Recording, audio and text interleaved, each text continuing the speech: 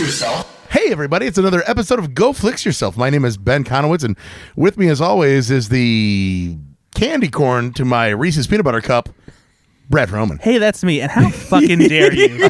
You know, if there is one sweet on this so planet, if there's one sweet on this planet that I have sweet hatred for, it is candy cane. He hates you so much. It's Halloween Did I say time. candy cane? Candy corn. Jesus Christ. Wait a minute, you just... It is candy cane. Yeah, I hate candy cane. Candy cane. I'm not sure that I said that. Candy corn It's... is the devil's teeth. It's the devil's teeth. I have, it's Halloween season, right? And I'm just feeling about it. Like, what are the worst things that you can get as a kid?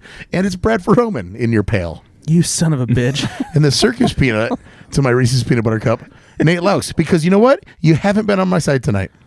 I've not done anything to you to deserve a circus peanut. Yeah, seriously. No, that is awful. I didn't even think there's worse than candy corn. You know what it is? A circus peanut. No, it's a little bit above. No, but it is but not. It's awful. Have you had a circus peanut lately? Yeah, the worst thing about it is how sticky they get when you get them wet. Whoa.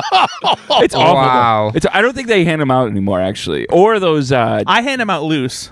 orange and black taffies. Oh, Those in are the orange and black Yeah, wrappers? those are Oh, great. yeah. Those All like right. little And peanut before you butter listen- kisses, I think they're called. Shut the fuck up. And our very special guest, the king size Kit Kat to my Reese's Peanut Butter Whoa. Cup is Drew Whoa. Tallackson. Drew, how are you? I'm good. And everyone who heard my name just said, who the hell Yeah. is on the show? He's handsome. To be fair, Oh. they've been saying that about me for 2 years. All right, so Yeah, it's true. You're just as My popular brother. as Nate Loucks right now. Nice. Drew Tallackson Yes. works at The Beecher, which is a newspaper here in northwest Indiana, in Yeah. Michigan City, right? In Michigan City, downtown Yeah. Michigan City. Yeah. And you write movie reviews for them, right? I do. I'm the editor. Yeah. Well, yeah. I'm trying to keep it. Do you the audience only do Oh, yeah, that? that's right. Yeah. We're keeping the target on You don't have a full-time movie reviewer at the Beecher? me. Yeah. Yeah, sorry. Yeah. So in addition to putting the Beecher together, I do play reviews, movie reviews, and anything streaming. Yeah, it's the best. Perfect. Yeah. Yeah, I was 7 and saw Ebert and Siskel reviewing Star Wars, and I thought, that's me. Mm-hmm. They're getting paid to do this? I love it. Hell yeah. It's funny. That's exactly when I fell in love with movies, was watching Siskel and Ebert. No kidding. I would TiVo it up until As a child, you would TiVo? No. As I grew up, Nate's family was loaded, so they had TiVo before everybody else. did. Hey. In 1989, Yeah. the beta version of TiVo. one of Yeah. us in this room had cable growing up, and it wasn't you and me, Brad. Oh no, I had cable. I had cable. Your dad had the money, he just didn't do it. My dad's cheap. Yeah, all right? exactly. He had millions of dollars, and he's like, yeah, no, I don't know about color TV. No, we're It's not a doing fad. that. But I will say we got the movie channels for free for a little while just because they screwed up. So No, that's good. I also, I watched. you paid for them though. I watched a lot of scrambled HBO when I was a kid.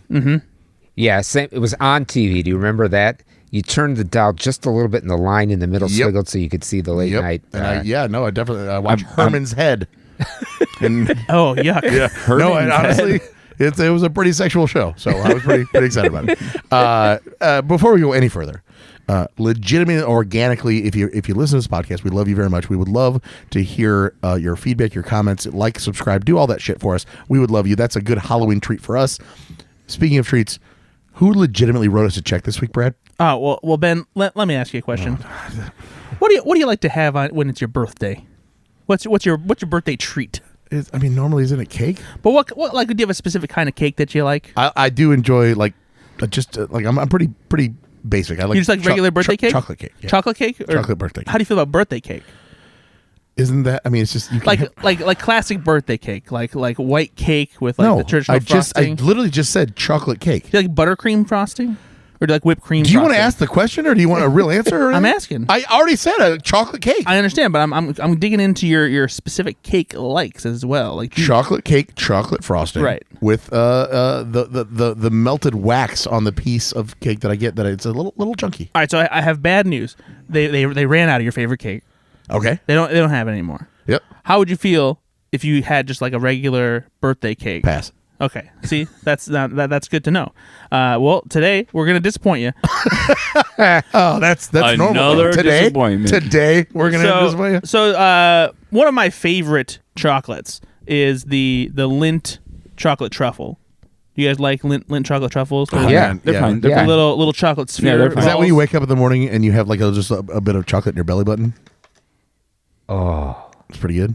Lint chocolate. Okay, you know what? Hey, they can't all be winners. Do you hear those crickets? Yeah, no, I didn't. Yeah. Do you hear them? I got lint chocolate Such truffles. an asshole. And this is a new flavor. Give me the goddamn truffles. It is birthday cake. Birthday cake is the flavor. Nate's making a face like he doesn't want Yeah, I any don't of know this. about that. Is it any good? I like it because I'll talk to you about the flavor here in a second after you guys try one, All right, let's see. and we're gonna try them out here. Yeah, your aim was not very good. You just threw it at Nate, and he had to go find it. Well, if his stupid table wasn't there, then he would have caught it. So Oh, this not looks my fault. terrible. I have to freaking record the podcast. All right, I have did a you table. though? So chomp on these truffle balls. Oh. Yeah. Just put that It's just truffle sugar. ball in your mouth. All It's just all sugar. chocolate is sugar. No, but this is just like basic vanilla sugar. Yeah, it's not basic right. vanilla Yeah, sugar. there's nothing good about this. How about you, Drew? How you feeling? I don't know that I'm feeling it. Yeah. It is an unneeded addition to the lint. As somebody who doesn't like traditional birthday cake, at least Is that on You your don't like LinkedIn? birthday cakes? I love birthday cakes. Is that on your LinkedIn? at least if it's buttercream frosting, I'm not a fan. I don't mind the whipped cream frosting, but there's something about what they have deemed the butter cake, quote unquote, butter cake. Jesus, the birthday cake, quote unquote, flavor that is pretty good because it's usually skews pretty close to what the flavor of funfetti is. You know, the Pillsbury frosting.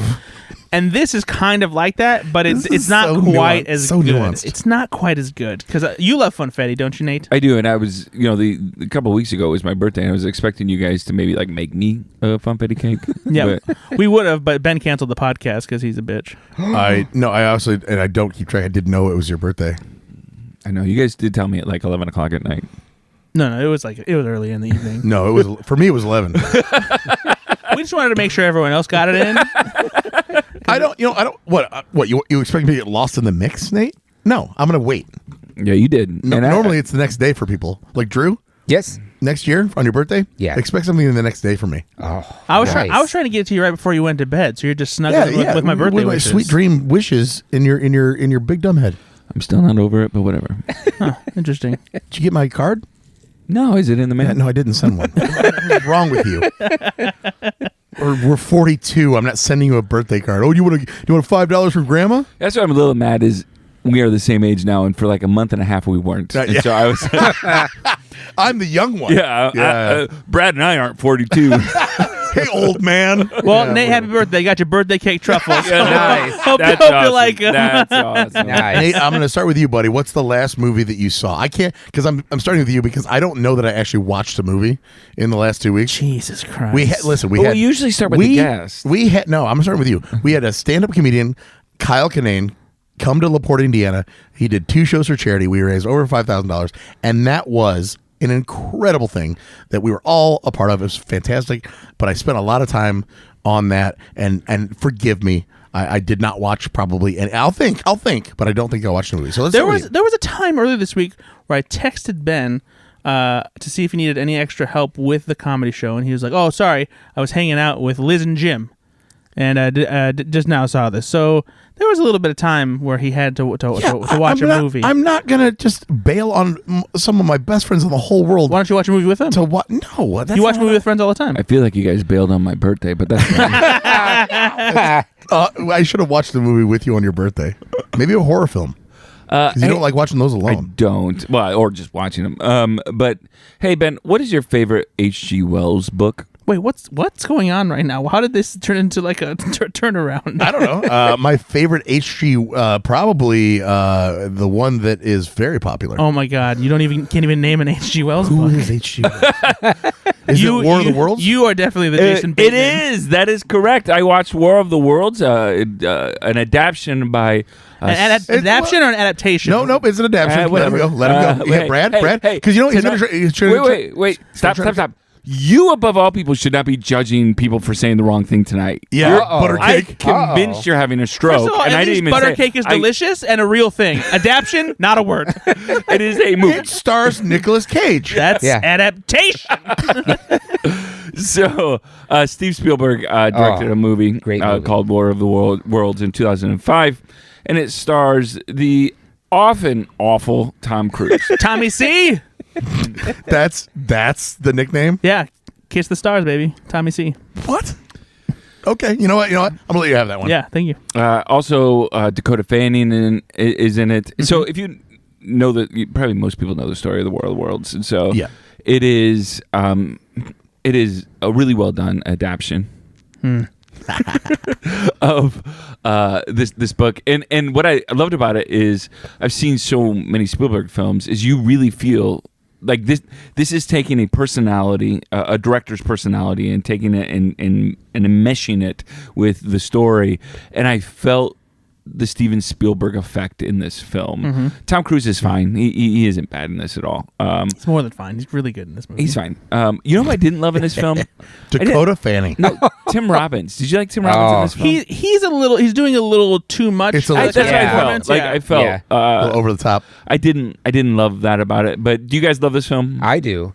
I like it more with each passing year. Do you really? When that thing comes out of the ground and rises out of the ground. Spoiler. And just starts- Whoa, spoilers. Oh, sorry. No, you're I'm fine. sorry. Stop. That's the first No, 10 minutes, There's Ben. no spoilers. Yeah, you're I've fine. never seen it, so. Oh, you haven't? No, I he haven't. knows. Oh, Sorry. okay. Drew, I'm fucking with you all night. Hey. I love you so much. Fuck away. There you go. Actually, that's what That's the everybody first tells me. time Ben's ever heard that. No, everybody tells me that a lot. Hey, Ben, fuck away. Yeah. It's usually fuck away from me. No. Of course, I do like this movie a lot. Like it or love it? So I forget about it for some reason. Like I don't look at it as I should sit down and watch an action movie. It's not Spielberg's best War, film. War of the World. But when I do watch it, I always remember. Oh man, this is really good. Yeah. It just seems like it would have been a really fun summer blockbuster film to go see. Was it a summer film? Yeah. Yeah. It was. I'm pretty sure I saw it in the theater. Big summer movie. Yeah. And honestly, it's one of the best post 9/11 movies. I agree. Because and some people don't necessarily realize this 'Cause of the but- plane crash? But Spielberg's whole approach to this was making an alien invasion movie that did have some resonance with post 9/11 culture. No, that's fair. And so that's really a big part of the film's DNA, and really the Spielberg face. You know what that is, right? No. So I mean, there's- I've seen his face. Yes. Spielberg, there's a thing called Spielberg face that Spielberg does in a lot of his movies, and it's By the way, don't do that. You know what that is, right? Spielberg face. no. I thought you might because you love Steven Spielberg No. movies, and it's kind of a common thing. Yeah. So Spielberg has and by the way, I don't know what it is either.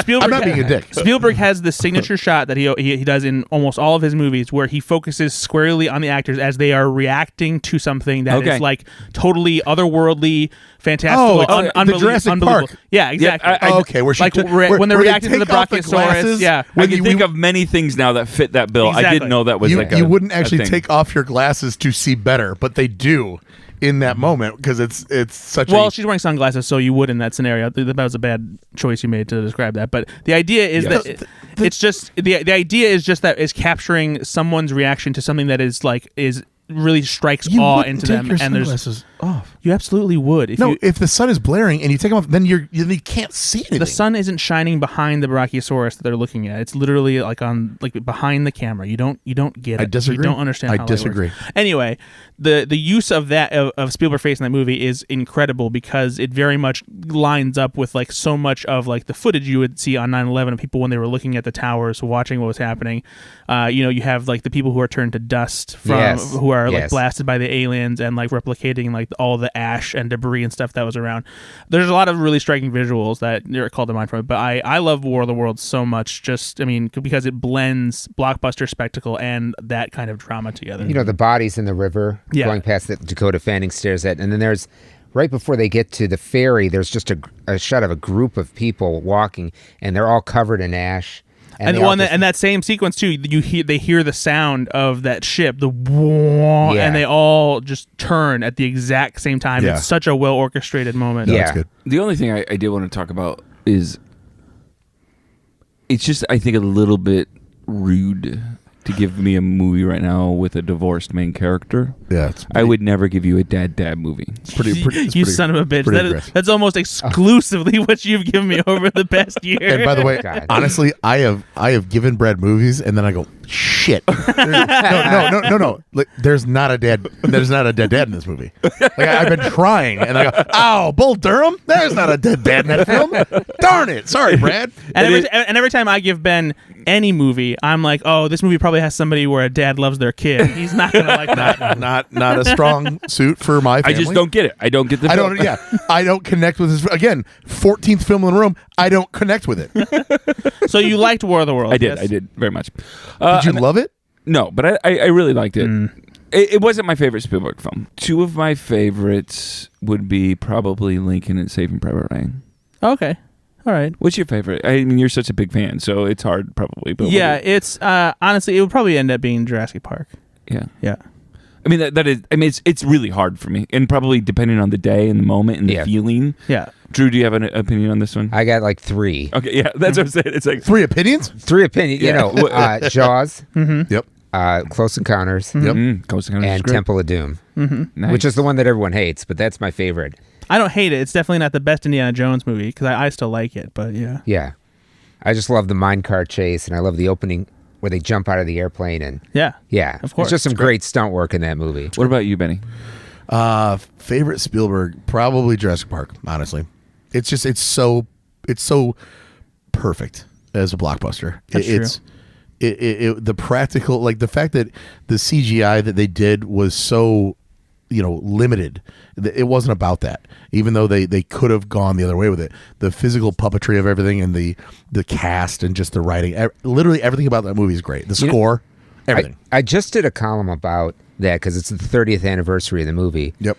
And I think it's the last truly great, perfect Spielberg movie where you could just sit back and kick back and be awed and terrified. And I still think that the scene where the T-Rex comes out of the paddock and goes after the kids is one of the most terrifying, visceral things because you're in that car. Incredible. With those kids. There's not one wasted second in that film. And the vibrating water in the cup is just a brilliant way to signal the approaching T-Rex. So you're already getting the adrenaline thrust from that. And then just the fact that, that thing just shows no mercy going for the kids. I mean, that thing is ready to just devour them. And of course, you've got one of the greatest sight gags ever where the T-Rex is approaching in the side view mirror, and it says, objects may look bigger than, everything. All the clever little tricks there, but also when they did comedic relief, it wasn't hammy. No, it was wasn't cheesy. It was Ian's character, Yes. Goldblum's character, saying, "Must go faster, must go faster." Yeah. And that in the moment, you believe the character would. If I'm in there, I'm saying the same thing, but it's also kind of hilarious, Right? But also terrifying. I also deal with stress with humor. Yeah, right? oh yeah, So that's Yeah, what- I'm the same way. It's perfect. Like it is probably one of the more perfect films that non-wasted moments films of all time. Absolutely. Yeah, Nate. And then they did the Lost World, Jurassic Park, and that was The first 75% of the Lost World I know, is I know. great. Until It they is get to great. America, Yeah. and then- Just before they head back to San Diego or San Francisco. I think it's San Diego. San Diego. Yeah, then it goes to hell. But that's everything on the island is good stuff. no, you're not wrong. You're not. Another film I watched was signed by my buddy Benny. It is a mid-'90s film starring a performer that was very, very popular in the 90s that doesn't do much work anymore, Samuel L. Jackson. Not just kidding. Gina Davis and Samuel L. Jackson. And this is a really fun film, actually. What is it? The Long Kiss Oh, Goodnight. it's one of my all-time favorites. I love that movie so much. It's a lot of fun. I had not seen it before. Oh. And so part of Drew, what we do is we assign each other films we have a long list of films, and we try to assign each other films that the other person hasn't seen that we Okay. have seen. but we've seen and we like. Okay. Because we started off with like any movie that We're past the point of loving the films we assign, but we like all of the Yeah. films we assign.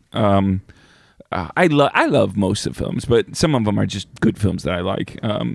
But this is about a mystery film or a thriller kind of action film with Gina Davis, who again was on top of the world at this time in her career. Absolutely. Now, you said that about Samuel L. Jackson, Yeah, but I was just kidding about obviously that. it's about Gina Davis, right? Like she's and she's gone on to do whatever she's doing. done some stuff still, but She's in a league of her own. Oh my god! but that's what I'm saying though. It is odd, and I wonder why, and I don't know. Maybe you guys do. She was on top of the world. She was probably one of the highest paid actresses at that time. Yep. I do think that she just focused on her family. Is that I right? really do think she had kids and just said, "I don't want to do Which this is right now. I fine. want to raise That's my great, family." but, Yeah, exactly. Yeah. Okay. Well, I and think what I happened remember is the guy that directed The Long Kiss Goodnight had just directed her in this pirate movie, which I never saw. Did you ever see? Cutthroat Island. Which was one of the Island. biggest flops ever, and so he was trying to rebound, and they weren't. Rennie Harlan, right? Yeah, and they weren't cutting her any slack. And I've seen that movie like about 10 times. I mean, It was underrated when it came out. the for dialogue by Shane Black. I mean, I Yep. still quote, what happens when you make an assumption is you make an ass out of you an umption. I still use that one. Sure. With women, I'm Frank and Ernest. Yes. In Detroit, I'm Frank. And in New York, I'm Ernest. Yeah. Yeah, or whatever the line is, right? But that's a clever line. So the movie it is written by Shane Black, and so it takes you on this kind of journey about a woman that doesn't know who she is, right? She's trying to figure out there's something about her that is not right, and the film is taking you through kind of figuring that out and how she got there. There's elements of spy stuff. It's a thriller. It's action, but it's got Samuel L. Jackson, so there's going to be some funny parts as well. It's incredibly well written. I mean, Yeah. Shane Black knows It what was he's doing. just a lot of. It was fun. Yeah, I really one of enjoyed the film. one of my mom's favorite films. Do you like this film, Brad? I actually haven't seen it. Are you Yeah. serious? No, I haven't seen it. I think you would Oh. like it. I think you'd like it. I've been meaning to watch it for a while. You know what, Brad? That's your movie next time. You can't That's just your give assignment. it to me back to back. That's really lazy, and I'm really Yeah. jealous that he got to do that because it's For hard to real. give you a movie. Yeah, seriously. No, I'm It's gonna do that. not No fair. kidding. It's not lazy. It's Brad's the fact that- seen. It's a Brad's great movie. probably You like you, haven't Drew. He's seen so many films. It becomes It's difficult hard. It's to- just so difficult to give a movie you haven't seen that we also like. Yeah. Right. Oh yeah, let's watch. Yeah, Brad. Hey, watch Sharknado 8. Right. Yeah, easy picking. My son owns every shark. You know what? Brad and I actually watched. You know what? All of the Sharknado movies own themselves. So Yeah. Not bad. And that's it. That's all. I finished The New Girl, the whole series again because Okay, it's we're one good of on my that. favorite This shows. is not a but, TV podcast. and I'll probably rewatch that again because I just love it so much. it is a very funny show. Drew, what's the And last everyone movie? is great on it. What's the last movie you saw, Drew? I went to see Killers of the Flower Moon on Thursday night. So we are going to keep this obviously spoiler free because it's so brand new. But Or you can talk about spoilers because it's actually an event in history, and it's not really a Yeah, spoiler because yeah. everybody knows what happened. It's like the Titanic, right? Yeah. What? Yeah. What? Oh my God! How much people died after ship hit the iceberg? Why would you ruin that movie for me? What do you mean we won You know World what? War II? you're right. When Leonardo DiCaprio gets shot and dies at the end of the film, it is a little shocking. He's making stuff up now. He doesn't. Yeah, even know. I've never seen the movie, Okay. but that's what I'm saying. So- Don't do that. Don't say that part. So Why Brad, would anybody ever have to say that while describing the movie, whether they liked it or not? I'm just saying it just came out, so keep it spoiler free. He reviews films for a living. You think he knows not to spoil it up top? But like here's another great comparison. So Peter Jackson comes out with the King Kong remake in 2005, and I loved it. I thought it was the best Spielberg movie not directed by Spielberg. And this woman writes a letter That's to good. the newspaper saying, "I don't get why he had to die at the end, the big ape." And but it's the same thing too. Like when I went to review The Passion of the Christ, and the opening scene is the soldiers coming to arrest Jesus, and this woman's going, "Run, Jesus, run!" Oh and I'm my like, "Oh my gosh, wow!" God. I mean, did she really think they were gonna rewrite this one? So Rewrite it. I know. love that. She just got into it. Those she's Romans, really though, good. they really nailed it. Yeah. Oh, boy. There we Okay. go. And Oh, we a go little on. too far. Yeah. Oh, calm it down, everybody. So both of you guys can talk a little bit about this film. Loved it. You know what? liked Hey, it. spoil away. Do whatever you No, want. I mean, don't loved give a it, shit. liked No, it. it's fine. Where does it fit on the Scorsese? The echelon. Yeah. Scorseseometer. Yeah. What'd you think? You go first. You got it. Me? Yeah, it's your turn. Amazing direction, amazing acting, amazingly made. But the thing is, it's about this reign of terror in the 1920s where in Oklahoma, they're killing off members of the Osage community to get their money based on oil. Mm-hmm. And my only problem was you didn't get to really know any of the Osage members, so they're killing them off. but you're only getting names, so you don't feel. For me, you just didn't feel anything. And I thought, if you're going to see a movie, you should walk away angry, and you just didn't feel any sense of loss. Because you didn't fall in love with the victims first, kind of. You didn't feel a connection to them. And so it falls on the shoulders of the lead actress, this Lily Gladstone, who was amazing. But as per history, her husband's trying to kill her, and so he's slowly poisoning her. And so she's in a stupor for half the movie. So you have all of these Osage members dying, and you don't feel the loss. And then at the very end, not so much spoiler alert, but you have Martin Scorsese himself on screen in tears saying what a tragedy this is. And I felt like you would have felt the tragedy if you knew these people. Hey, wait, Martin Scorsese acts in this? He makes cameos. A cameo at the very end. This cameo is it's interesting. But so I actually I get what you're saying, but I completely disagree and I think that it's intentionally like that because Scorsese himself, he's a white director. It's not his position to like tell the movie from the perspective of strictly from the Osage people because he doesn't specifically know that plight. And the movie itself originally was supposed to be mostly just about the birth of the FBI because that's what the book primarily is. It's not only is it about the Osage murders, it's about how the FBI came to be. Because this was kind of like one of the first major investigations that what was then the Bureau of Investigation did. But then when Scorsese was digging into like research and stuff like that and went to visit Oklahoma and he met with a lot of Osage people and the descendants of the people who were part of this real story, they started digging into it and they found this personal connection between the main woman that Lily Gladstone plays, an Osage woman named Molly Kyle, and Leonardo DiCaprio's character Ernest Burkhart, and found this love story in the middle of all of this and the connection that they had and that it was like stuck right in the center of this. And so the movie itself is presented from unfolding within this the Osage community where they're being swindled by Robert De Niro's character, like having their land and oil and stuff swept right out from under them with this scheme that is technically legal because of how the government like situated how they were able to receive the money for the oil that was on their land.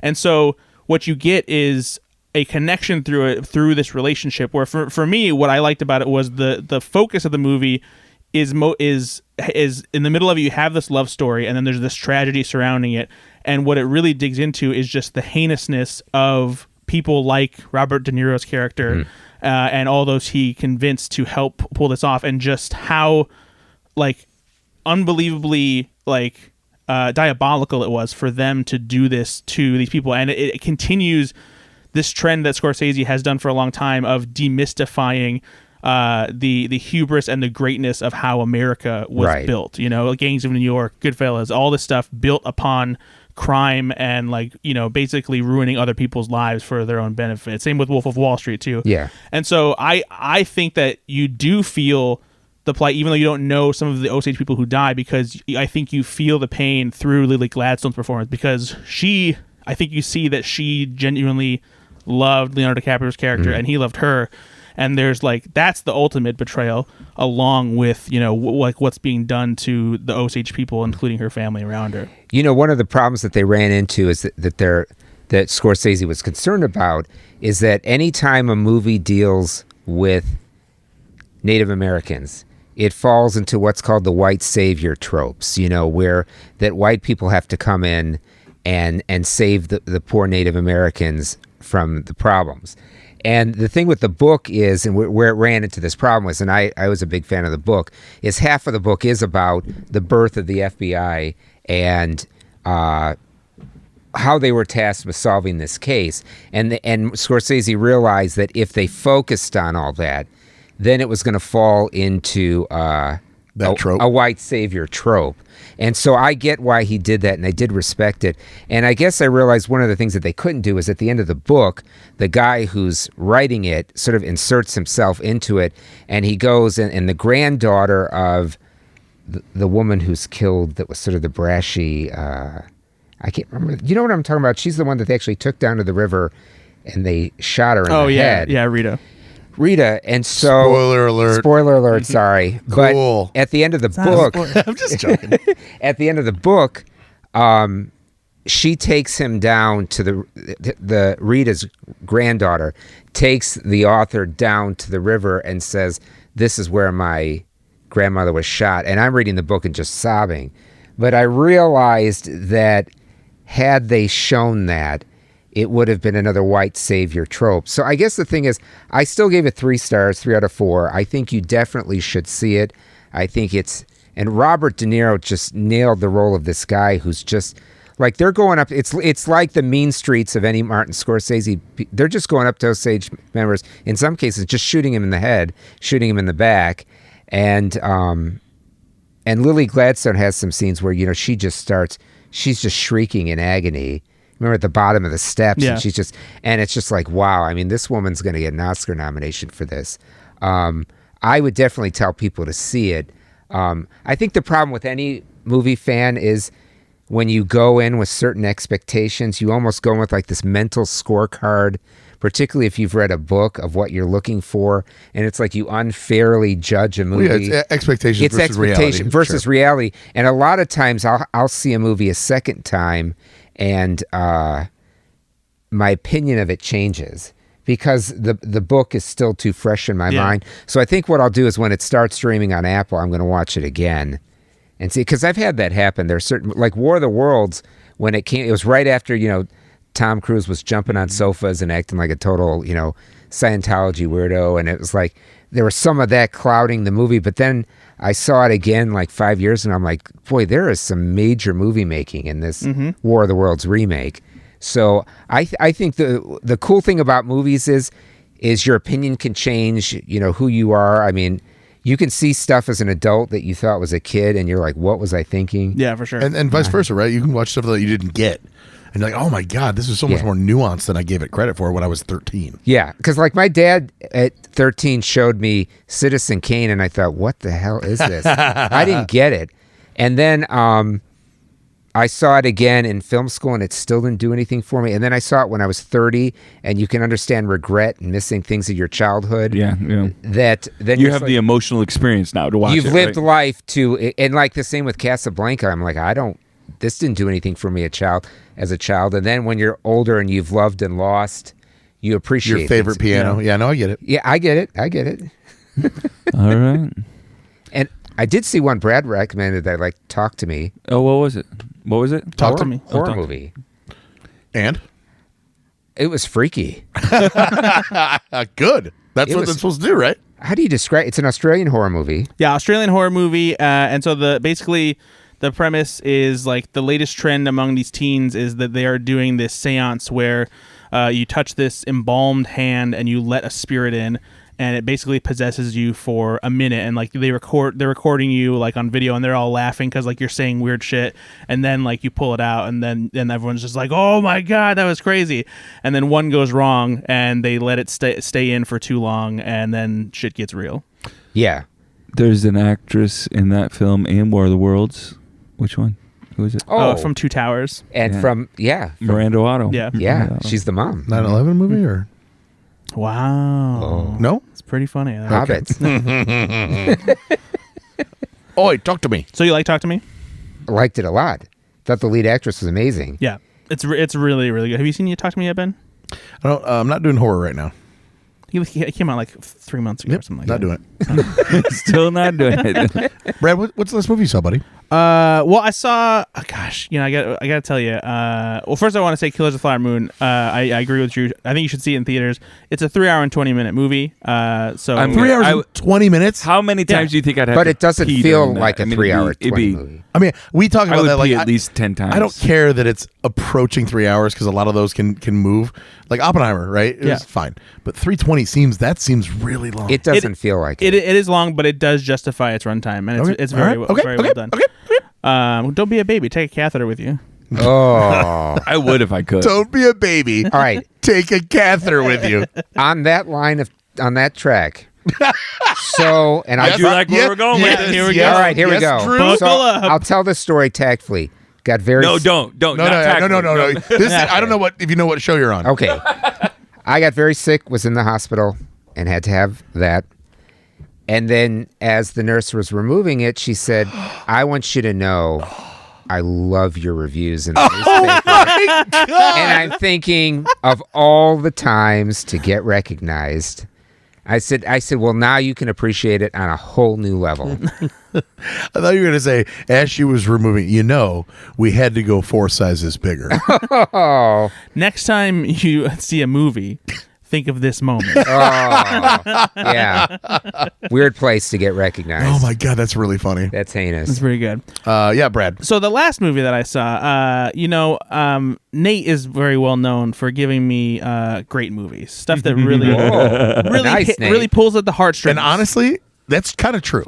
it does. Stuff that pulls at the heartstrings, stuff that makes you think. Yeah. Or you guys just say, I need to stop watching depressing movies all the time.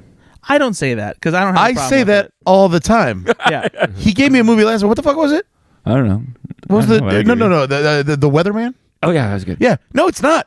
It's depressing as hell, and there's no redeeming quality. The Nick it's Cage just movie? yes. Yeah, it's it's just good. sad. Hey Ben, take the hint, buddy. I get it. I totally get it. I'm like, I just went through a fucking breakup.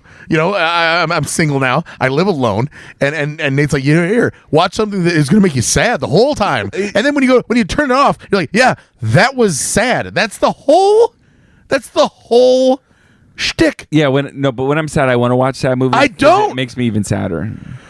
Oh, buddy, we're gonna talk. Ben, Anyway. sometimes you got to get in touch with your feelings. I am. Oh. I'm in touch enough. Are you though? Yeah, because we've been thinking about that. Yeah. We don't And we've been thinking really about you, about it. buddy. Yeah. Sometimes I get sad. Okay, but it was we're moving on. Everything's fine. Let it out, sweetie. So what did you watch, Brady Boy? Like I said, you always give me movies that just really, really make me feel something. And You're setting me up here. this movie definitely made me feel something. Because Do they? I don't hold even on, remember. real quick. Wait, Honestly, don't even remember. hold on, real quick, Uh-oh. Brad. Do they resonate with you? Ooh. Oh, I see what he did. there. Critic speak. Nate gave me Anaconda. Oh yeah, Oh, no, yeah. that was fun. That was fun. Yeah. It's a fun movie. That's a Yeah, fun movie. Ben and I both like that. Yeah. This movie is not nearly as fun as you think it is. It has the potential to be so bad it's good, but it's just It's like a cult classic. That Yeah. film is. No, it's see, your problem is you watched it Ben, alone. defend me on this one, right? No, if you watch it with at least one other person, Yep. you're both gonna have It a is great tough. time. Fun. I watched it with Brittany. We did not have a good time. Get a better fiance. It is. I love Brittany. I'm I gonna love tell Brittany. you. You said that. I'll tell her myself. That's fine. But what did you think she'll of John kill you. Voight's final scene? Yes. So here's the thing: John Voight is the saving grace of this movie because not only is that final moment great for him, where he gets chewed up, looks like accent. chewed up gum. What accent That is he doing? accent he's is like incredible. doing. He's like it's like half Cajun, half Scarface. Yup. I thought Scarface. And it's Yeah. incredible. I don't even know why. Like what? What are you Come down here doing? to the bayou. Yeah, like, what are you doing? Yeah. Oh my John. God. Just that was definitely worth it. But yeah, man, that snake I had a fucking massive sucks. crush on Jennifer Lopez after this. I had a massive crush on Ice Cube.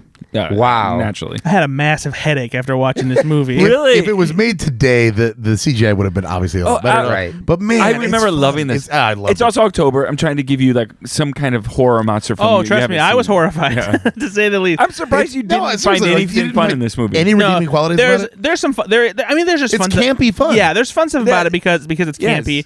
I don't know. Like it's just one of those things where I was frustrated because I feel like it was on the cusp of being something that could have been a good monster movie. Did you like Lake Placid? I love Lake Placid. Yeah, I like Lake Placid. So then I think that's a what, better movie. What it is, but also I kind of isn't so much, in my opinion, of a departure. I think Lake from Placid that. knows what it is. Right. Yeah, it's that's that right. definitely is a wink. And, Yeah. and not a John Voight wink. Yeah, exactly. Yeah, that's fair. Yeah, so because Anaconda, I think, takes itself a little too It's seriously. playing itself too straight. It's really trying to be a monster movie. That's fair. The score is great. Yes. And like honestly, the score kind of reminded me of Predator in yeah. a way. Yeah. Yes, it does. But yeah, it's just the snake. Owen Wilson's in this even? He is. and he is. And it's the outline of his face and the snake when it goes in the water. That gives me the heebie-jeebies. Yeah. Yeah, but so much fun. It was fun. The snake just looked too trashy for me It to like was. really. Well, it was 96. Really enjoy. Yeah. Yeah, but the dinosaurs in Jurassic Park were made in Oh, 1993. what was the budget on each film? Yeah, this budget was $45 million. Yeah, exactly. Nothing. But what was the budget on Jurassic Park? 200 million. I don't think so. I think it was like 55, 60. There's no way it was 200 million in 1993. Listen, I'm talking adjusted values here. Indiana man. Jones: The Dial of Destiny just cost 200 million to make this year. I thought that was the problem. Was it was 400 million. I'm not joking. Like I thought with marketing and everything, it was like 400 million. After marketing, yeah. sure, yeah. But Jurassic Park had a budget of 60. So it had $20 million more. Which is, I mean, when you're talking 40 to 60, $1993. that's pretty big. That's pretty big Yeah. difference. But yeah, so it's fun to see Jennifer Lopez in a shitty movie like this because this was like just before she got like super famous. Right, right. Selena and this and U-Turn all came out in the same year, and then a year or two later she started her pop career, and then just fucking And took then Out of off. Sight. Well, then Out of Sight legitimized her for sure. Out of Sight definitely helped, and then she started just getting lead roles, Wedding Planner, all that stuff. And she was a fly girl. Yeah, That's she true. was. Back in the In Living Color days, yeah. Enough. Well, I hope Just a movie I hope that she made. you'll like. Enough talking about Jennifer Lopez. I do hope that you'll like Anaconda's The Hunt for the Blood What's Orchid. Anaconda? yeah, honestly, what is Anaconda? Is that like a Russian woman? It's the new film. Is that by- a first and a last name? Anaconda. You know my Anaconda. friend? I like it. Anaconda. Anaconda. It's Anaconda. Anaconda.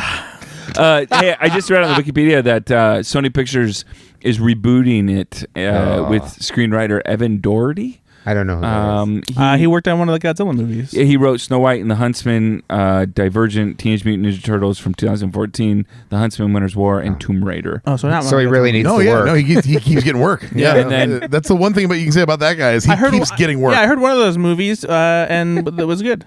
Tom Gormican is going to direct it. Never even heard of that guy. No. I know that name, and I forget what he directed though. I'll tell you in a second. Yeah, he's going to. It's on the old IMDb. Maybe it is a film that you've heard of. The Pacifier.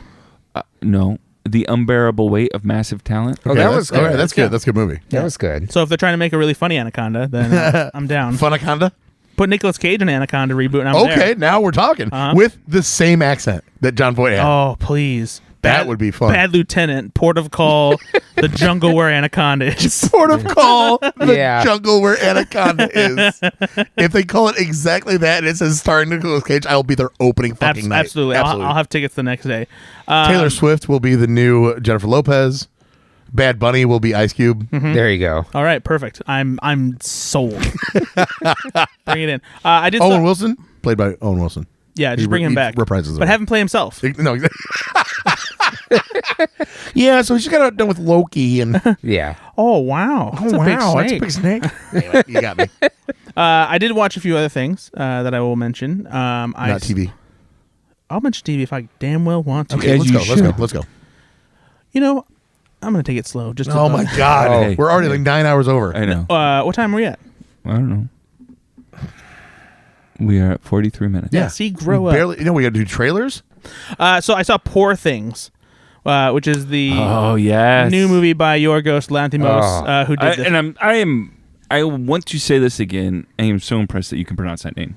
Oh, thanks. Has he done anything in English? I can't handle his movies. I have to clarify what Ben is making a reference to here, because I went to go see a press screening of this as part of the Chicago International Film Festival, and there was a critic there this is his job. A legitimate critic. Yes. Not just like somebody who thinks they're a critic. Yeah, and he talked to a couple other people in front of me, and he went, is this his first English language film? Oh, man. And I'm just like, you fucking. Because what else? For our listener, what else has he So he directed? did Brad? The Favorite, which was an Oscar-nominated film. And The Lobster. The Lobster. I couldn't the handle that Sacred movie. Deer. The Killing of a Sacred Deer. Yeah, I mean, so this is his, at the very least, his fourth English language film. and honestly, pretty big three deal. pretty big fucking movies. Yes. Yeah. Also, let us also say this is what you do for a living. Exactly.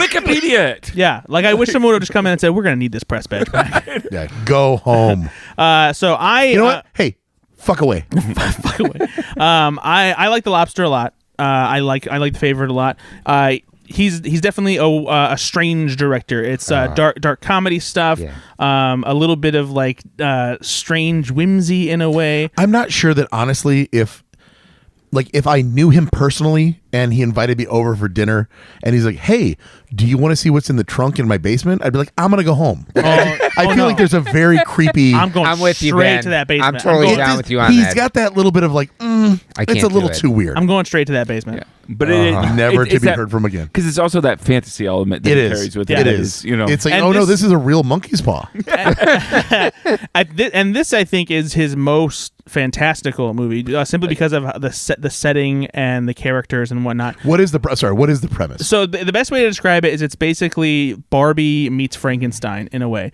Willem Dafoe plays this scientist who, by the way, perfect actor for his films. By the yeah. way, Yeah. No I kidding. actually don't want to give away how this happens because the reveal is kind of interesting. But basically, the idea is that Willem Dafoe plays this doctor who is taking care of Emma Stone, who is a woman whose mind has not fully developed. She basically has the mind of a child, and she's still figuring out her motor skills and like what the world is and like how to talk and eat and all these things.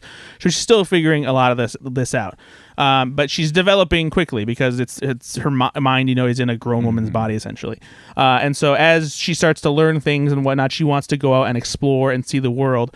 And she encounters Mark Ruffalo, who is trying to help Willem Dafoe with like some legal things, and he decides to try and basically hit on her and sweep her off her feet and take her away. And so as she's learning more and wanting to discover things and learn about herself, specifically her body, because she started to discover herself sexually, she wants to go out and basically have this like fuck about trip to go out with him and just learn about all these things and have this experience. Yeah, this sounds super normal.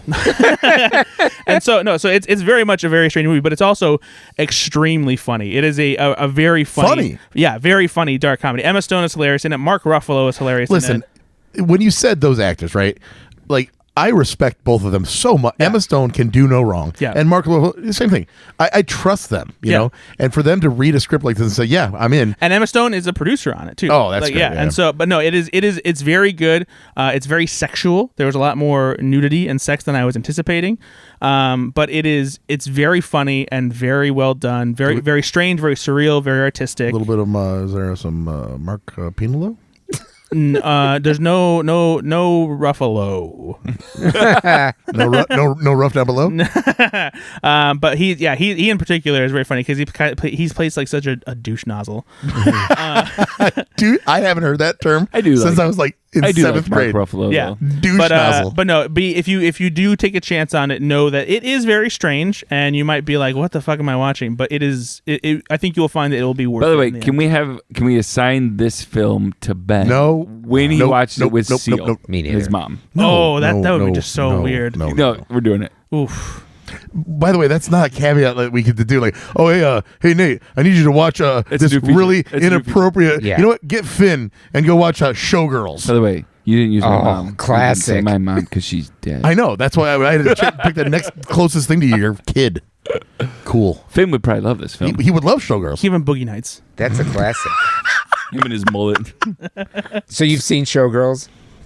Oh yeah. Wait, I mean, yes. And he's seen the movie too. Cha-cha-cha-cha-cha. Anything else you saw, buddy? I saw Dicks, the musical. And how was that? It's this. I liked it. So I will give the disclaimer that it's an A24 movie, so Ben's probably gonna hate it. No. This is an A24 comedy. No, it's true. But it is a absurd, raunchy musical by these two guys, Aaron Jackson and Josh Sharp. And they're basically unknown, but they adapted this 30-minute like stage show they did at the Upright Citizens Brigade Theater for a long time. And the premise is that these are two guys who are very openly gay, and they make note of this at the top of the thing. We want to point out that this show is written and stars two gay men who are playing it straight, which we think is very courageous. But so it's funny because they're not hiding any of like their those traits, as far as like the way that they present their mannerisms and talk and whatnot. But they're playing these two douche bro chauvinist straight guys. So is it super lispy? We're like, I just can't wait to just fuck her. One of them does kind of have that like way of talking, but like just the way that they present themselves is just they're very much like clearly gay men like playing it straight, and that's hilarious in itself. But the songs are presented in a very classic Broadway musical way with like these very artificial sets, but they're all about like them hooking up with women, but then there's this parent trap element to it where they discover that they are identical twins who have been estranged from each other. They don't really look exactly, like and that's a joke. All right, fair enough. And so their parents are Megan Mullally and Nathan Lane, who are hilarious, and they are spinning gold out of straw here because it's a very thin premise. It's not particularly smart necessarily. It's very funny, very absurd, but it doesn't fully sustain itself and it's a breezy movie. It's only 90 minutes, and so for it not to be able to fill that strong enough, I was like, okay. But I still had a fun time because of how ridiculous it was. Nathan Lane is a national treasure. He really is. And Megan Mullally is very funny. No, she's in it, too. fantastic as well. But yeah, very inappropriate, very funny, very raunchy. I enjoyed it. So see it. But it has some shortcomings. I would see it, personally, yeah. When it comes to like Peacock or something. No, I would go see it in theaters. Just have a good time. Take your mom. Hey, take your mom. She died. But she would have loved this. But yeah, no, take the urn. And that's pretty much it. Yeah, that's what that's where I'll Guys, leave let's you. talk about some trailers. You didn't see any movies? No, I really didn't. What have you been doing? Being sad, Brad. I don't know. What do you want from me? What else is new? You've been sad, Brad? Actually,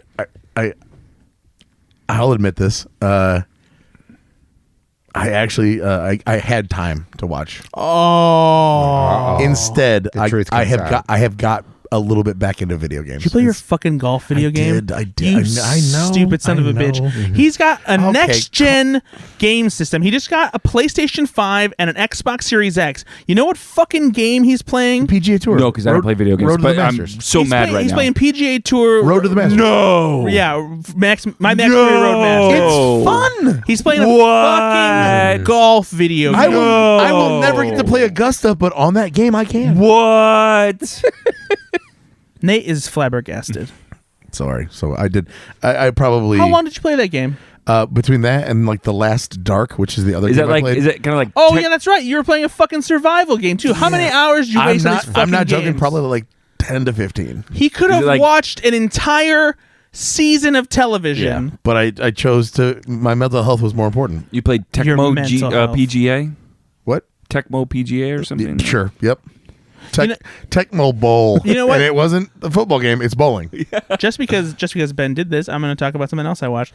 I just watched the first season of Succession. I need Do to you see like that. it? I did. I didn't Oh yeah. love it. No. The first season of Succession is great. The problem is they just keep. It's you know, the same by the thing, fourth right? thing, It's the like same thing by the fourth, every time. Succeed. Somebody succeed. This is coming from the guy who watched every season of Entourage, which is I did literally not- oh, the I exact wouldn't same know. thing Fuck every it. episode. Don't I hate did on know. Entourage. I never like watched that. Entourage. You know that. I You like know I did. Entourage. Oh, I Don't watched hate every on season of Entourage. I like Entourage. Why'd you act like I would? Because it's a douche bro It is show. the same. Yeah. But I'm the only one here that didn't watch it. Fuck both of you. And you I too. like- I'm just joking. What? I like Entourage because of the show business angle, and not because, Yeah, it is. not because of the douche It's bro just aspect. Sure. Dumb, Keep telling yourself so I that. laugh at it. No, yeah. because the cameos in it are great. No, honestly, Yeah, I've sure. seen a few. Yeah, it's exactly. So yeah, but I know you watched it. I watched a few episodes here and there. He watched the whole thing. We know he did. I know that like he played Aquaman, Yeah, he did. and then he did. Hold on, wait. The other one. Oh shit! The fake movie. Fuck. Well, there's a lot of fake movies he makes. No, I know, but like I the think all one of that them like the one that was. Medellin. Oh yes, That's Medellin. That's what it was. Yeah. Yep. Damn It's it. Scarface. Anywhoozle. Yeah, so I honestly I think Succession is great, and we just started watching the second season, but no, the ensemble is incredible. Oh no, it's a great. Jeremy show. Strong, Brian Cox, Sarah Snook. Jeremy Strong is fantastic. He Yeah, is. he's amazing. Kieran Culkin, man, he's such Oh, what a such dick. a fucking prick. What a fucking I mean, asshole. everyone's terrible, and That's the hard thing. He's Is a fucking asshole. they're all Terrible there's people. no redemption in any of it, and that's what bothers yeah. me. See, I don't. I like a character that has some. I don't kind mind of, it because like, I love redemptive arc. love seeing them being so venomous and like just like watching them crumble and like deal with all these things. The cringiest episode I watched. Don't ruin anything if it's after season 1. No, I won't. I'm 99% sure this is season 1. Is the baseball game Nope.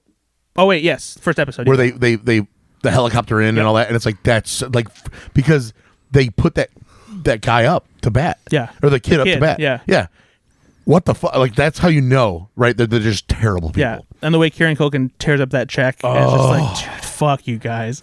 But yeah, I think it's a great show. And Oh my god, I'm talking about TV. No, fuck, you got me, you son of a bitch. da-da-da-da. So yeah, there we go. Succession. Da-da-da-da, trailer time. We're talking trailers. Da-da-da-da, trailer time. Let's go. We'll accept that. Yeah, All right. that's not bad.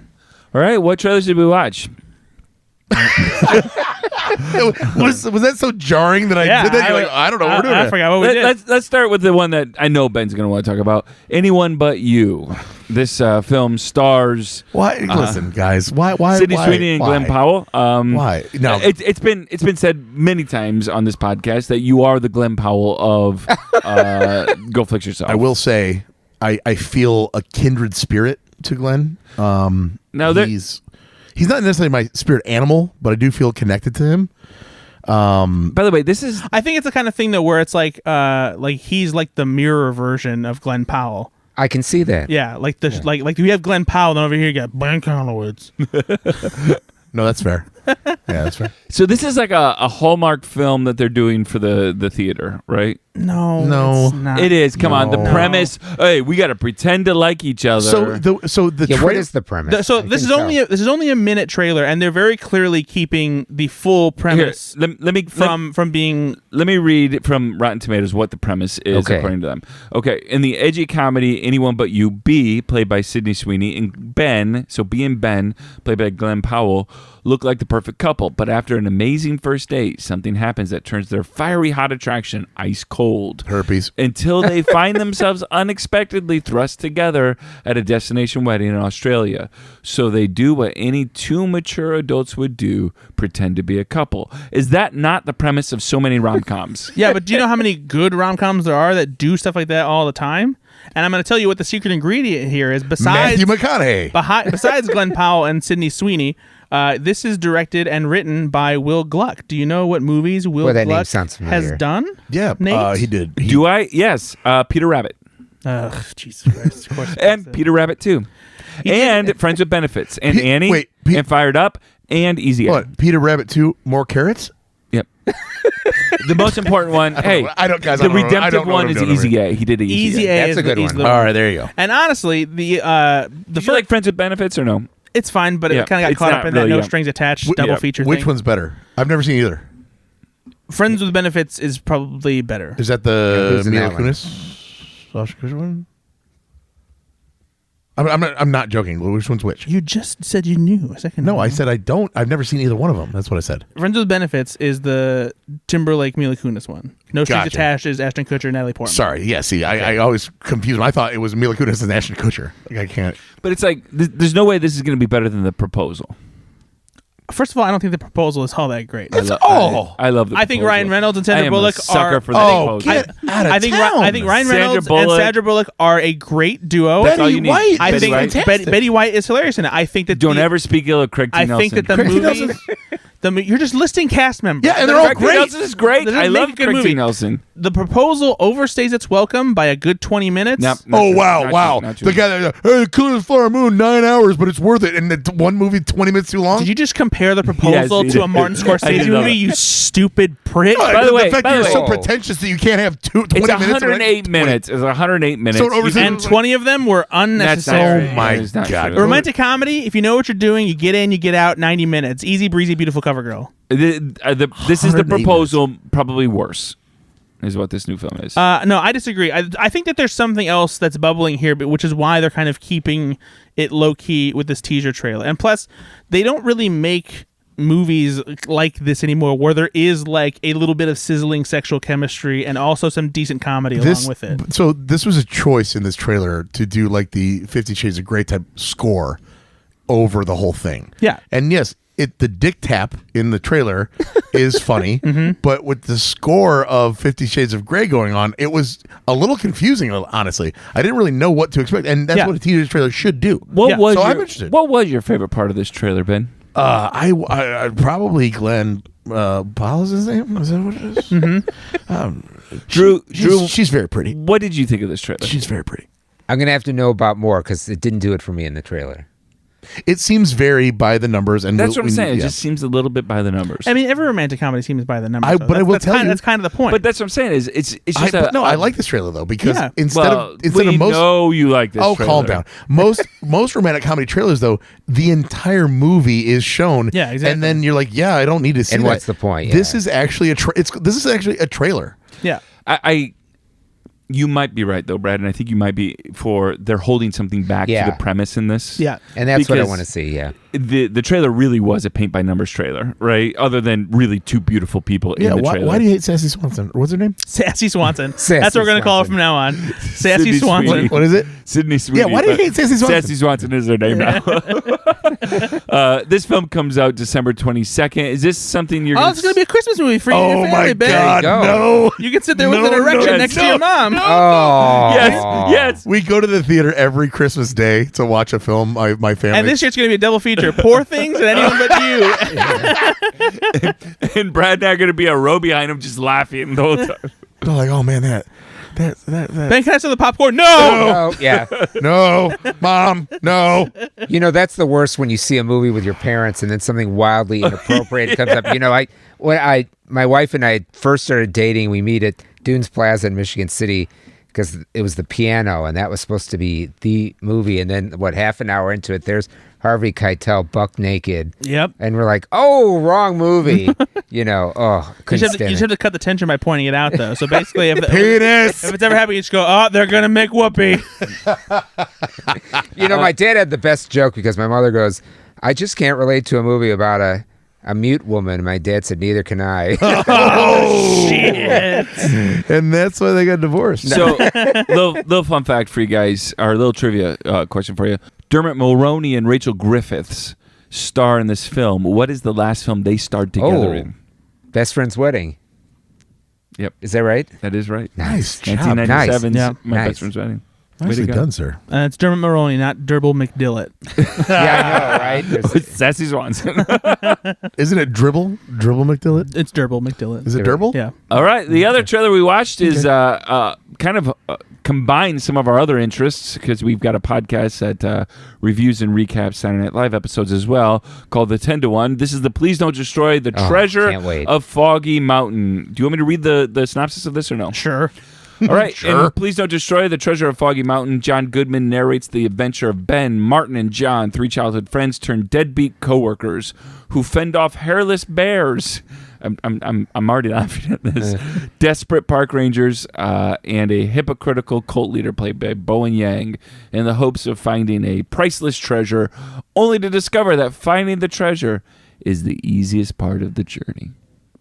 Cannot wait. yeah, same here. It looks utterly hilarious. The only thing I'm upset about is that it's not going to the theater. It's coming to Peacock. Yeah, it was supposed to come to theaters sometime earlier this year. They switched it, and now it's a Peacock exclusive. This looks fantastic. Absolutely. Yeah. When you're laughing from the trailer. Yep. and laughing hard, honestly. Yep. Yeah. It was a lot of laughs. We love Please Don't Destroy. They are such a great For those of you that maybe don't know, Absolutely. actually, if you don't if you listen wanna to the explain. 10 to 1 podcast, Please Don't Destroy. Yeah. Well, but by the way, what the fuck's wrong with you? Please Don't Destroy is a comedy trio. Ben Marshall, John Higgins, and Martin Herlihy, who are a comedy group on Saturday Night Live, where they are not only writers, but they also make their own videos, kind of similar to what the Lonely Island did with SNL digital shorts back in the day. Right. And so now they But are for like almost a new generation, right? Yeah, The exactly. humor's very absurd. Yeah, so they had some viral videos go on social media before they became part of SNL. Now they've been with SNL for 3 years, not 2 years. 2 years. Yeah. And so they are hilarious. This is their first movie, and thankfully they're not really relying on a lot of big names to help them out with it. The only two big names that are in it are Conan O'Brien and Bowen Yang. Otherwise, they're really just like resting this on their own skills as writers and actors. And what's interesting about this is Conan. You've seen this, Brad. You've already seen this film, but Conan O'Brien acts in this, and he famously talks on his podcast. You know, up until now, he's never been an actor. Yeah. he's never done acting roles. This is an actual performance. How does he do in this? I mean, he's very funny. He plays Ben Marshall's dad. If the red hair didn't give it away. Yeah. And he's kind of like your typical dad figure who is like expecting his son not to be a fuck up, and it's kind of always incredulously like acting like, what the hell are you doing? Oh, okay. What I love about this, All right. the I'm Please in. Don't Destroy guy, the Please Don't Destroy guys, is that these three have been best friends since like childhood, right? Yeah. Two of the three dads worked on SNL. You know, they are part of kind of comedy royalty for that world. So And back when they were first hired at SNL, they're of course online. You know, oh, it must be nice if your dad working at someone get you a job. And then you watch the first like 3 sketches they did, and you're like, this is fucking hilarious. Yeah, here's it. Like, it's there's a lot of talk about nepo babies these days, and like and looking at it as a bad thing. It's like nepo baby can get you like to a certain point, but like especially in comedy, you've got to be funny, or else you're not going to stick around. Foot in the door, especially Saturday Night Live. Yeah, right? yeah, exactly. Yeah, it's a pretty harsh. Yeah, critic. you're not coasting like just because your dad is Chevy Chase, and like being part of the SNL cast the entire time, kid, Yeah, Phyllis Chase. Yeah. And you know what? From this trailer, it looks like a comedy is actually going to go for it and not worry about offending us. I mean, we're so afraid to be funny anymore of whose toes we're going to step on. This looks like it's just going to go for it. Yeah. I also love the absurdity of just I love it when there's a simple premise that I just haven't thought of before. Like in the trailer, there's clearly a big hawk. Yeah. And it's walking after them instead of flying. And that they call it out like, does it not know it can fly? Like it's just, I've never thought of that. Yeah. But that premise is hilarious. And it's so easy. Now that it's out there, I'm like, how has that not been done before? Right? It just seems very, I love comedies like that where it's just, there's a very basic premise that's just never been discovered. Yeah. Oh God, I can't wait. And this could turn into the adoration hour for these guys because I love them so much. But you can deliver that line in so many different ways. But the ways in which they deliver their lines make me laugh. Yeah. I mean, just the subtlety. And what is it? Incredulity? Yeah. Is that the word? And they just manage these subtle humor things that I just well, we talk about on the other podcast, we talk about escalation in the sketches, and you need to escalate to make it funny. And in a movie, it must be very hard because you can't go to 11 immediately. So there's got to be like ups and downs. So I can't wait to see how they manage, like, they're walking through the woods and it's not that funny, and then something funny happens. How do you go back down? That's I asked Brad that. I said, is this just a Please Don't Destroy short film turned into kind of a long film, so it just stretches everything? Because we've seen SNL sketches turned into films. It's pat, it's not a great film, right? And you did say it's not, right? They've got an actual film. Yeah, it's very much in the vein of like Hot Rod or something like that, where they do have like a full story, but they have silly characters and like just random bits of just funny things that happen with them and whatnot. So it's the same kind of comedic tone. And it's just very funny. I really liked it a lot. This reminds me of a film that I would have watched at 13, or that my son Finn's going to watch at 13 or 14 years old, and quote with all of his friends forever. Sure. Yeah. So the Workaholics boys did a movie, and it was terrible. Right. And so I look at this going, the trailer for the Workaholics film was not as good as this trailer. Right. But I still had high hopes, and my expectations now are pretty high for this film. Do you feel like the trailer is representative of the overall, or did they do that thing where it's like they kind of put a lot of the jokes? No, there's definitely so much more that is funny in the movie. Because in the Workaholics, and I'm sorry, I can't remember the name of the film, but in that trailer, Game Over, man. It felt like, wow, these are definitely the jokes. Yeah. Yeah. You've seen the best in the trailer. Yeah. And that didn't feel like it here. Yeah, no, definitely not. There's the movie is consistently funny the entire way through. Brad, is it more funny? I need to know. Jesus, calm down. So it's not ending up on Peacock just because it's not good enough for theater. No, I think really what it comes down to is just that studios aren't taking a chance on spending theatrical money on comedies anymore because people just aren't turning up for them in theaters. Like it's got to be a movie that justifies being on the big screen, has some kind of legendary filmmaker attached or some big name star, like Strays. Right. That should have definitely not been let's reverse these. Yeah.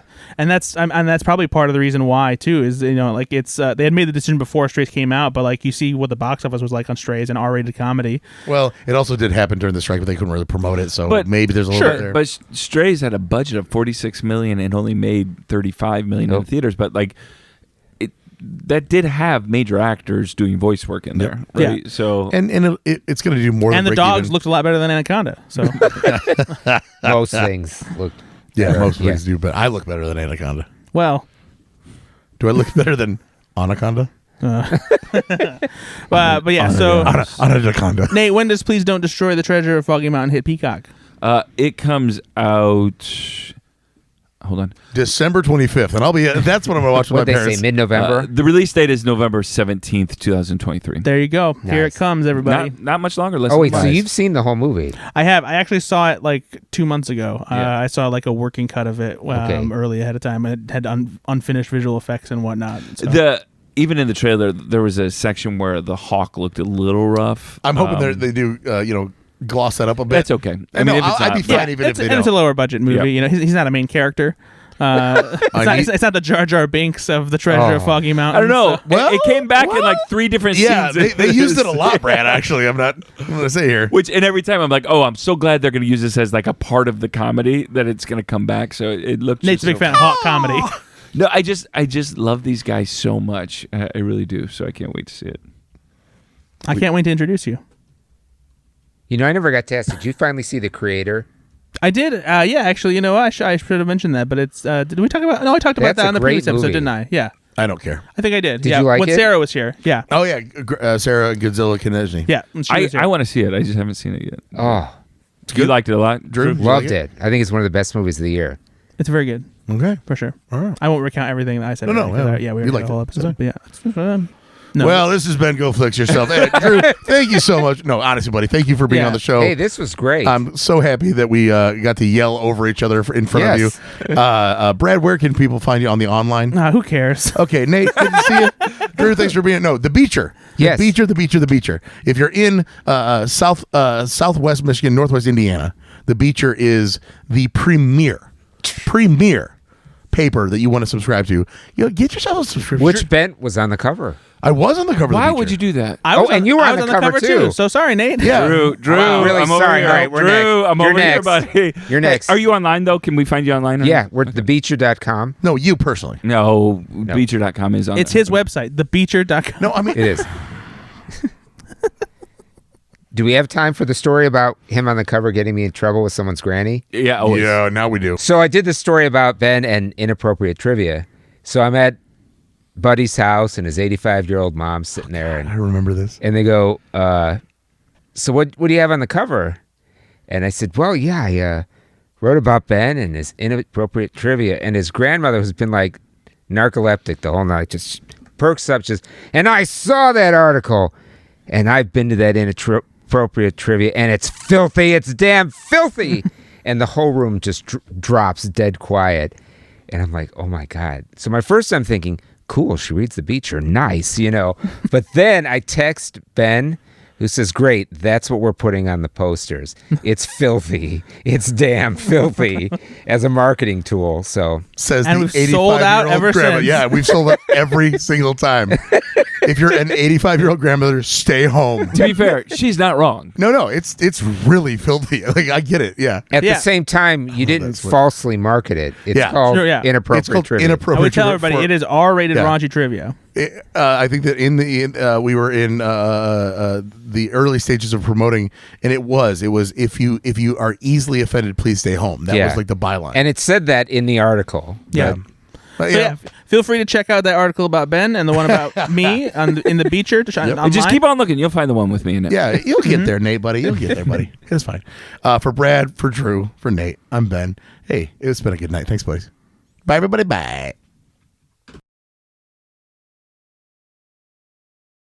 Nah, cheating, eh?